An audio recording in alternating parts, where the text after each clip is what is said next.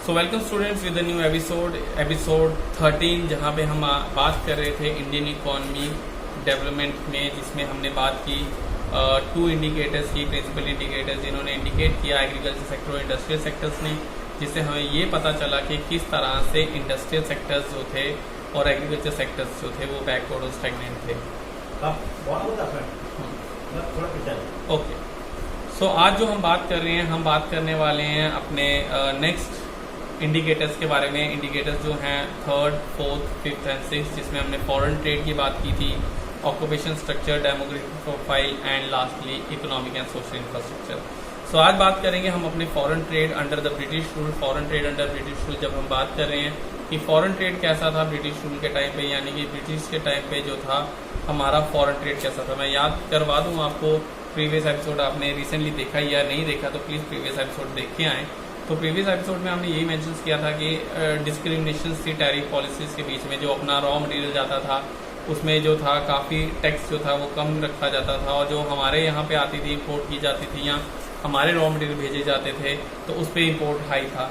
तो इससे एक चीज़ तो क्लियर थी कि जो आपका एक्सपोर्ट, नेट एक्सपोर्ट यानी एक्सपोर्ट और इम्पोर्ट को माइनस करके जो अमाउंट आता था वो आता ज़्यादा था, मतलब ये आपका फॉरेन ट्रेड अच्छा था।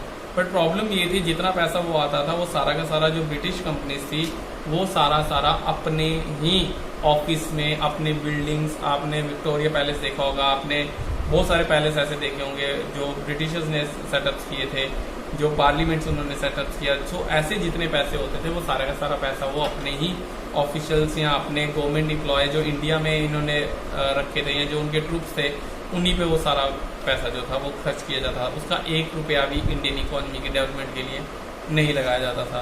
So Indian economy has acquired the eminence in the area of foreign trade since the ancient time, but the British rule in India ended the these systems, and the India was a well-known exporter of the finished goods such as cotton, silk, textile, iron goods, wooden goods। तो ये सारी चीज़ें जो था हम export करते थे और इंपोर्ट भी हम बहुत सारा करते थे, जिसमें हमारा इंपोर्ट जो था वो फिनिश गुड्स था। और फिनिश गुड्स में जैसे हमारे आते थे क्लोथ्स आते थे, हमारे जेम्स आते थे, बहुत सारी चीज़ें जो थी हम इंपोर्ट करते थे। अब इसी में बात आ रहे हैं state of the Indian foreign trade at the time of independence can be describe in the terms of the following observations. कैसा था हमारा foreign trade during that time.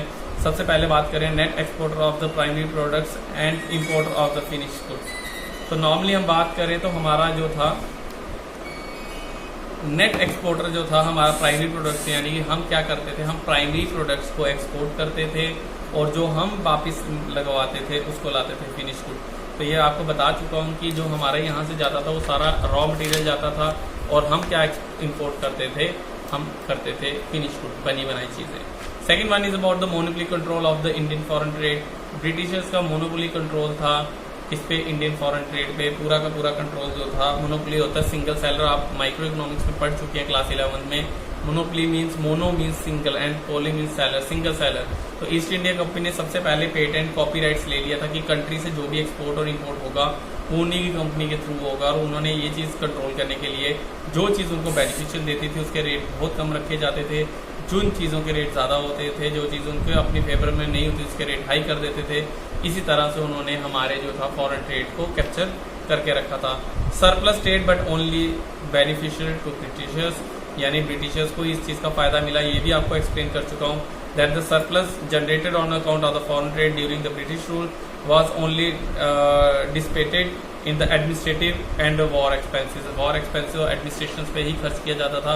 जितना पैसा फॉरेन ट्रेड से कमाया जाता था वो सारा का सारा पैसा जो था वो अपनी एडमिनिस्ट्रेशन, अपनी इनकम, अपने ट्रूप्स, अपनी इन चीज़ों पे ही लगाते थे। तो ये छोटा पॉइंट्स हैं जो हम 4 इंडिकेटर्स की बात कर रहे हैं। ये इंडिकेटर्स बहुत हल्के हैं, तो फॉरेन ट्रेड को आपने बड़ा छोटा सा लिखना है कि एक्सप्लेन द फॉरेन ट्रेड और the conditions of foreign trade during the British rule या फिर on the eve of independence. तो आप इन्हीं 3 पॉइंट्स को एक्सप्लेन करेंगे। रिटर्न मटेरियल आपके बॉक्स में लिखा है।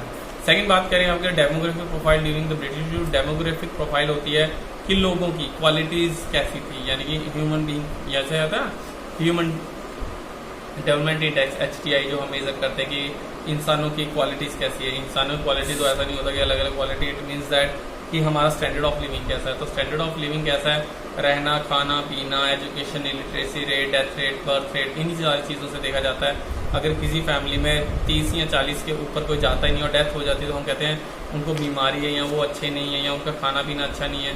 और कोई ऐसा है कि जो 95 ईयर्स तक अगर जी रहे हैं तो डेफिनेटली उनके जेनेटिक्स अच्छे हैं। तो साइंस स्ट्रीम से आपको समझाती है। तो वैसे ही अगर स्टैंडर्ड ऑफ लिविंग की बात करें तो उनकी एजुकेशन, उनका जॉब प्रोफाइल, उनकी बड़ी सारी चीज़ें जो थी ये सारी चीज़ें डिसाइड की जाती है। तो डेमोग्राफिक प्रोफाइल की अगर बात करें तो इसमें हम बात करते हैं सबसे पहले तो आपको पता चलेगा infant mortality rate, IMR, infant mortality होते हैं जो 0 to 5 ईयर्स जो बच्चे होते हैं तो उनकी डेथ रेट, तो जो 1 ईयर 5 ईयर्स नहीं होता वो तो चाइल्ड हो गया। Infant mortality rate 0 to 1 years के बीच में रहते हैं। तो 1 ईयर के बीच में जो बच्चे डेथ हो गई, जो बच्चे पूरा 1 साल कंप्लीट नहीं कर पाए और 1 साल से पहले ही मर गए, उनके बारे में बात की। प्लीज़ इसका डेटा जो है आप प्लीज़ नोट डाउन ज़रूर कर लें कि इट वाज अबाउट 218 पर 1000 जो था 47,000 एट प्रेजेंट, यानी कि उस टाइम पे 218 बच्चे जो 1 साल से पहले ही 1000 में से 1000 के बच्चे पैदा होते थे तो 1 साल के अंदर 218 बच्चे की जो थी डेथ हो जाती थी। आज के करंट सिचुएशंस की बात करें तो ये 47 है। तो ये दिखाते हैं कि कितनी वर्स्ट कंडीशंस थी हमारी जो कि कंट्री की। तो यही दिखाता है कि अगर वहाँ के लोगों की क्वालिटी अच्छी नहीं होगी, ह्यूमन डेवलपमेंट इंडेक्स अच्छा नहीं होगा तो नेचुरली एक चीज़ रहेगी कि वहाँ पे इकोनॉमी कैसे स्ट्रांग हो सकती है। सेकंड बात करें तो हाई बर्थ रेट बहुत ज़्यादा हाई था। बर्थ रेट की अगर बात करें तो यहाँ पे बर्थ रेट वाज नियरली 8% पर 1000 per annum, that implying that the growth rate of the population was very modest. तो यहाँ पे ये दिखाता है कि बर्थ रेट भी हाई था, बर्थ रेट भी ज़्यादा था। और बर्थ रेट बढ़ना या ज़्यादा होना आपको क्लियरली है कि यानी हम इलिटरेट थे और आप अपने रिलेटिव्स अपने पीछे एंसेस्टर्स को देखें तो ताए चाचा जो कहते हैं तो 8 9 भाई बहन होते थे, आज के टाइम पे 2 ही हैं। तो ये इंडिकेट करता था कि वहाँ के लोग कितने पढ़े लिखे थे और कितने अवेयर थे इन चीज़ों को लेके। डेथ रेट की बात करें तो डेथ रेट भी काफ़ी ज़्यादा हाई था। डेथ रेट ज़्यादा होना मतलब आप समझते हैं कि मेडिकल फैसिलिटीज़ अच्छी नहीं थी और मेडिकल फैसिलिटीज़ अच्छी ना होना मतलब एक इंडिकेट करता है कि वहाँ की इकॉनमी बिल्कुल अच्छी नहीं थी क्योंकि उनका सोशल इंफ्रास्ट्रक्चर भी अच्छा नहीं था। यानी कि वो बेड्स, हॉस्पिटल्स, नॉर्मल सी डायरिया जैसे बीमारियों से लोग मर जाते थे। और ये इंडिकेट करता है कि ज़्यादा डेथ रेट होना भी एक अच्छा इंडिकेटर इकोनॉमी के लिए नहीं होता। लाइफ एक्सपेक्टेंसी की बात करें तो लाइफ एक्सपेक्टेंसी भी आपको बताएगी कि उस टाइम पे अराउंड 35 ईयर्स जो था, 35 to 40 ईयर्स के लोग जो थे वो मर जाते थे। आज तो 65 हो गया है। उस टाइम पे 35 तक ही लोग जीते थे। उसके बाद नॉर्मल सी कोई टाइफाइड होता था, मलेरिया, डेंगू, चिकन पॉक्स, कोई भी ऐसी चीज़ होती थी। कोई मेडिसिन अवेलेबल नहीं थी, मेडिकल साइंस इतनी एडवांस नहीं थी और उसकी वजह से हमारे यहाँ पे कंट्री में डेथ हो जाती थी। डेमोग्राफिक ट्रांजैक्शंस की बात करें, ट्रांजैक्शंस होते हैं कि अप एंड डाउन कैसे रहा। तो पहले obviously birth and death rate high थी, ये चीज़ आप जानते ही हैं। फिर बर्थ रेट थोड़ा सा high rate, death rate down आया क्योंकि ये मेडिकल साइंस में थोड़ा आफ्टर इम्प्रूवमेंट किया। बट अभी इस चीज़ को हम और लेटली डिस्कस करेंगे। आप इस टॉपिक को रहने भी दे सकते हैं, CBSE भी इस पर अभी वर्किंग में नहीं है। एजुकेशन की बात करें, अगर एजुकेशन लिटरेसी रेट की बात करें, शायद यहाँ पे लिटरेसी रेट भी दिया है। बिल्कुल लिटरेसी रेट की बात करें तो लिटरेसी रेट जो था वो भी ज़्यादा अच्छा नहीं था। लिटरेट पर्सन उसको कहा जाता था जो अपना नाम लिख और पढ़ सकता था। बट अगर कोई आदमी नाम लिख और पढ़ सकता है वो लिटरेट तो बिल्कुल नहीं होगा, न्यूज़पेपर नहीं पढ़ पाएगा प्रॉपर्ली और अपना नाम सिर्फ वो, तो ये अच्छा इंडिकेटर नहीं था। सिर्फ अपना नाम और आप लिख सकते हो लिटरेसी रेट है, बट वो भी लिटरेसी रेट नहीं था। आप आज से पुराने दादाजी के ज़माने में देखें, अपने पीछे एंसेस्टर्स को देखें, मोस्टली लोग अंगूठा ही लगाते थे और अंगूठे के दम पे ही सारे थे क्योंकि वो नाम तक लिख नहीं पाते थे। और लिटरेसी रेट इतना ज़्यादा होने की वजह से ये इंडिकेट करता है यहाँ पे एजुकेशन सिस्टम भी अच्छा नहीं था। तो नॉर्मली लोग अनअवेयर थे और ये एक इंडिकेटर है। इंडिकेटर जो प्रिंसिपल इंडिकेटर्स या कैरेक्टरिस्टिक्स की बात कर रहे हैं, जो दिखाता था इंडियन इकॉनमी कैसी थी, तो इकॉनमी दिखाती है कि ब्रिटिश रूल में डेमोग्राफिक प्रोफाइल्स जो थी नहीं थी, यानी क्वालिटी ऑफ लाइफ यानी स्टैंडर्ड ऑफ लिविंग अच्छा नहीं था, जो इंडिकेट करता है कि इंडियन इकॉनमी भी अच्छी नहीं थी। इसके बाद फिफ्थ इंडिकेटर की बात करें, that is about the occupation structures on the eve of independence कैसा था। तो ऑक्यूपेशन स्ट्रक्चर्स की बात करें तो बच्चा आपने एक टेबल बना हुआ है ऑक्यूपेशन है 1951 की परसेंटेज, क्योंकि जो फर्स्ट सेंसस था वो 1951 में आया, 1947 में कोई ऐसा क्राइटेरिया नहीं था। तो उन्होंने बताया 72.7% जो पॉपुलेशन थी वो एग्रीकल्चर डिपेंड थी। मैंने आपको एग्रीकल्चर सेक्टर में प्रीवियस एपिसोड में बताया था ये चीज़ कि मोस्टली जो पीपल थे वो पॉपुलेशन इतनी ज़्यादा नहीं थी, तो डिपेंडेंसी जो थी उनकी एग्रीकल्चर पे थी।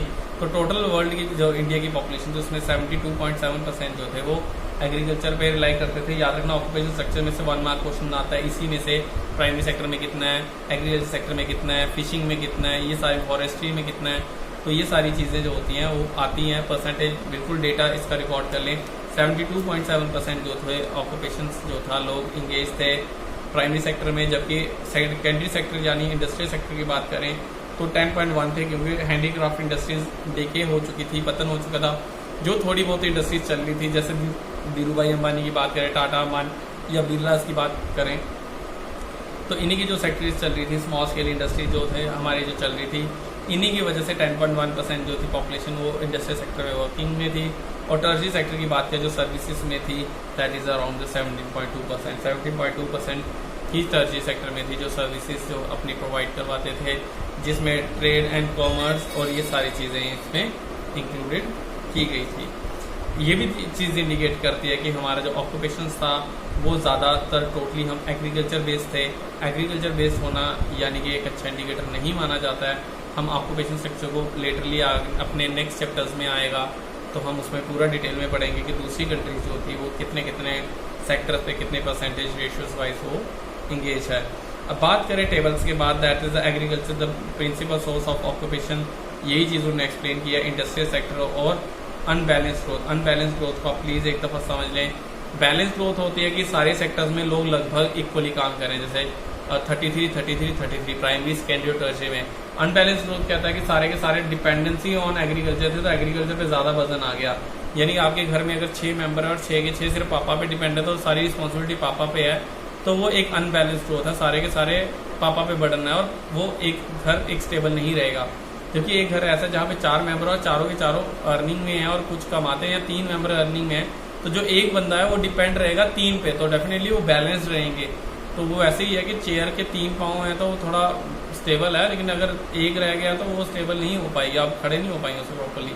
तो ये इंडिकेट करता है कि आपकी अनबैलेंस ग्रोथ है, और यही चीज़ें इंडिकेट करते हैं कि हमारी Indian economy during that time अच्छी नहीं थी। लास्ट अगर बात करें infrastructure on the eve of independence, तो आपने इसमें 2 चीज़ें देखने को मिलेंगी। मैं इसको ओवरऑल ऐसे ही बता दूँ तो इसमें 2 चीज़ें हैं, इकोनॉमिक और सोशल इंफ्रास्ट्रक्चर। जब हम इकोनॉमिक इंफ्रास्ट्रक्चर की बात करें, प्लीज़ ये भी आगे आपको लास्ट में पूरा चैप्टर आएगा बच्चा, इंफ्रास्ट्रक्चर को लेके, आपकी ऑक्यूपेशंस को लेके, पॉवर्टी को लेके, इन्फ्लेशंस को लेके पूरे चैप्टर्स आएंगे, फुल चैप्टर्स रहेंगे, वेटेज रहेगी इसमें। तो उससे पहले आप हल्का सा समझें 1947 में इकोनॉमिक और सोशल इंफ्रास्ट्रक्चर कैसा था। जब हम बात करते हैं इकोनॉमिकली तो हम कहते हैं यहाँ पे मॉनेटरी बात होगी, लाइक इलेक्ट्रिसिटी की बात करें, रोड की बात करें, ब्रिज की बात करें, इन सब की बात करें, तो ये सारी चीज़ें जो हैं वो मैटर करती हैं। और इसी के बिहाफ पे जो था इकोनॉमिक, आपने अभी देखा होगा डैम्स अभी बन रहे हैं, अभी तक आपके घरों में बिजली पूरे टाइम टू टाइम नहीं आती है, पावर का सप्लाई की जो है शॉर्टेज है, पावर कट्स हो रहे हैं। तो अगर 2020 में हाल है तो आप समझते हैं 1947 में गया, इवन 2020 में भी आज भी ऐसे गाँव है इंडिया में जहाँ अभी तक आफ्टर इंडिपेंडेंस लाइट नहीं पहुंचे, तो 1947 में क्या था। तो अगर इकोनॉमिक इंफ्रास्ट्रक्चर अच्छा नहीं होगा तो आप कैसे कह सकते हैं कि इंडियन इकोनॉमी स्ट्रॉन्ग रही होगी। दूसरी बात करें सोशल इंफ्रास्ट्रक्चर, तो सोशल आता है जहाँ पे सोसाइटी का वेलफेयर हो पाए, जिसमें हम बात करते हैं लाइक अपने जो वाटर सप्लाई की, लाइक हम बात करें एजुकेशन की, हॉस्पिटल्स की, स्कूल की।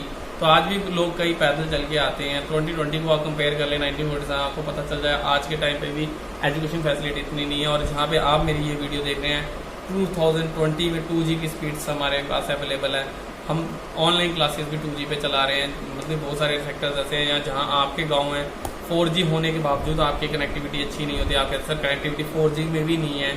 तो डेफिनेटली आप देख रहे हैं कि अभी तक डिजिटल हम भी नहीं हुए, तो 1947 सोशल इंफ्रास्ट्रक्चर तो बिल्कुल भी अच्छा नहीं था। तो ये 6 इंडिकेटर जो आज हमने कंप्लीट अप किए हैं, तो यही चीज़ इंडिकेट करते हैं कि Indian economy of the eve of independence कैसा था, यानी आज़ादी के बाद जो हमारा देश था, आज़ादी होने के बाद कैसा रहा है। तो डेफिनेटली इसकी सिचुएशन बिल्कुल भी अच्छी नहीं थी, मैं ये नहीं कहता बहुत अच्छी थी, बहुत वर्स्ट थी। Some of the positive point is there on that time, British rule के पॉजिटिव पॉइंट भी रहे हैं और नेगेटिव भी रहे हैं। जैसे ब्रिटिशर्स ने इंट्रोडक्शंस की रेलवे की, उन्होंने हमें ट्रेड अपॉर्चुनिटीज़ दी, वर्ल्ड में ग्लोबली हमें बताया कि इसके साथ हम ट्रेड करते हैं, इससे ये लेते हैं, इससे ये लेते हैं। साथ ही साथ हमारे फार्मर्स को कमर्शियल फार्मिंग और जो टेक्निक्स थी वो दिए, मशीनरी इंपोर्ट करने का अपॉर्चुनिटीज़ दी, तो वो सारी चीज़ें उन्होंने हमें दी। पॉजिटिव इम्पैक्ट्स भी थे हमारे ब्रिटिश रूल के, साथ ही साथ नेगेटिव ज़्यादा रहे। बट सेल्फ डिपेंडेंट होने के लिए अगर लेटेडली किसी और बच्चे की चीटिंग कर रहे हैं आपके लिए बेनिफिट तो है, पॉजिटिव तो है कि मेरा स्कोर आएगा, बट वो आप डिपेंड हैं। बट अगर इंडिपेंडेंटली बात करेंगे, इंटरव्यू में आपसे क्वेश्चन पूछे जाते हैं तो आप कैपेबल नहीं रहेंगे, वो नेगेटिव पॉइंट्स रहेगा। तो आई होप आपको ये 6 इंडिकेटर समझ आए हों। 6 इंडिकेटर से आपको पता चला हो Indian economy on the eve of independence कैसी थी। प्लीज़ आप इन सब इंडिकेटर्स को नोट डाउन करें। क्वेश्चंस के पीछे अगर क्वेश्चंस की बात करें तो आप प्लीज़ क्वेश्चंस को भी एक दफ़ा देख लें। ये एग्ज़ाम में जो है आपको नॉर्मली देखा जाए तो ये क्वेश्चन आ सकते हैं, जैसे कि क्वेश्चन आता है what is made by substance farming. ये आपको पता है सब्सटेंस फार्मिंग क्या होती है, कि सिर्फ अपने लिए ही प्रोड्यूस करना, दूसरों के लिए नहीं, क्योंकि जो फार्मर्स थे उनका अच्छा रिलेशंस नहीं थे जमींदार की वजह से, तो वो सिर्फ अपने खाने के लिए इतनी प्रोडक्शन करते थे, खाने के लिए कि हमारा हो जाए, बाकी वो कंट्री के लिए कुछ भी प्रोड्यूस नहीं करते थे। What about the commercialisation of agriculture, तो आपको पता है कमर्शलाइजेशन ऑफ एग्रीकल्चर क्या था, डिफाइन ऑक्यूपेशन स्ट्रक्चर, ये भी आपको पता है। शॉर्ट आंसर्स की बात करें, what was the state of the tertiary sector of the Indian economy on the eve of independence, तो टर्जी सेक्टर के बारे में भी आपको इसमें पता। Discuss the state of Indian economy on the eve of independence, 6 marks का question होता है, इसमें आपको 6 के 6 लिखने हैं। 6 पॉइंट बन जाएंगे, agriculture, industries, foreign trade, occupation structure, तो ये 6 पॉइंट बनेंगे और इनके बारे में हल्का हल्का आपने खुद की वर्डिंग लिखनी है। रिमाइंड एंड बच्चा, ये जो इंडियन इकोनॉमी है इसमें जिनके राइटिंग स्किल्स अच्छे हैं वही बच्चा जो है इस पर ग्रो अप कर पाएगा, अदरवाइज ये आपको नंबर दे भी सकती है और ये आपके नंबर ले भी सकती है। तो आप दोनों में से डिसाइड कर लेंगे आपने क्या करना है। प्लीज़ अपने राइटिंग स्किल को ध्यान दें और राइटिंग स्किल के साथ ही आप इसको वर्क ऑन करें। आई होप आपको ये टॉपिक समझ आए होंगे। चैप्टर 1 हमारा यहीं खत्म होता है। नेक्स्ट में हम अपने सेकंड चैप्टर के साथ प्रोसीड करेंगे। तो हमारी ये जो इंडियन इकोनॉमी हमने 3 स्टेजेस में इसको डिवाइड किया, 1947 टू 1991 एंड देन 1991 ऑनवर्ड्स। तो 1947 का हमारा सिंगल चैप्टर, क्योंकि इसको हम ज़्यादा खींचेंगे नहीं, एक ही चैप्टर में इन्होंने कंप्राइज किया है। अब हम बात करेंगे अपने 1947 से 1991 के बीच में। तो अपने नेक्स्ट वीडियो में हम इसी बारे में नेक्स्ट चैप्टर के साथ स्टार्ट करेंगे, जो कि है 5 ईयर प्लान्स। तो आप प्लीज़ उसको थोड़ा सा पहले स्टडी कर लें ताकि हम अपनी नेक्स्ट लेक्चर में उसको इजीली स्टडी कर पाएँ। आई होप आपको ये समझ आया होगा और आपको ये जो वीडियो है आप देखने के बाद इसमें कमेंट में आप प्लीज़ अपना नाम और क्लास प्लीज़ मेंशन ज़रूर करें। Thank you so much guys for being with us and stay tuned and stay safe at home. Bye bye.